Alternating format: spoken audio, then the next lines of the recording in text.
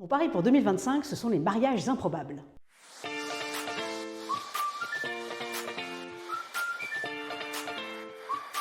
Un mariage improbable, c'est le fait de mettre ensemble des métiers, des arts, des sciences, des activités, des générations, des usages, qui a priori n'ont pas grand-chose à voir ensemble, voire qui pourraient sembler contradictoires, mais qui justement mis ensemble vont permettre de créer quelque chose de nouveaux lieux, de nouveaux métiers, de nouvelles formes d'art ou de sciences, bref, de nouveaux mondes. Jusqu'à présent, on a toujours pensé les choses d'une manière catégorielle. Alors il y a les jeunes, il y a ceux que l'on appelle pudiquement et un peu hypocritement les seniors, il y a les métiers manuels, les métiers intellectuels, il y a le cœur de ville, la banlieue, la ruralité, bref, on passe notre temps à découper tout et tout le monde en morceaux que l'on range dans des cases, et ce faisant, on crée des frontières absurdes et artificielles entre les métiers, les secteurs, les territoires, entre les mondes.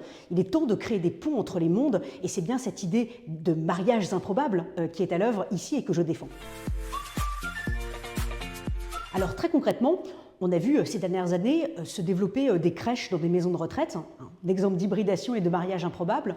À mon sens, 2025 va voir une véritable explosion de cette hybridation des maisons de retraite, où il n'y aura pas seulement des crèches, mais des espaces de coworking pour les étudiants, peut-être d'ailleurs même des théâtres, des salles de sport ouvertes à tous. Bref, l'idée, c'est d'ouvrir ces lieux que sont les maisons de retraite pour en faire des véritables lieux de vie.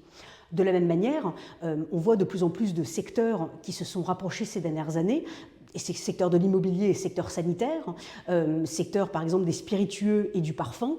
Et donc ces mariages improbables vont, à mon sens, s'affirmer de plus en plus et être vecteurs d'innovations inédites.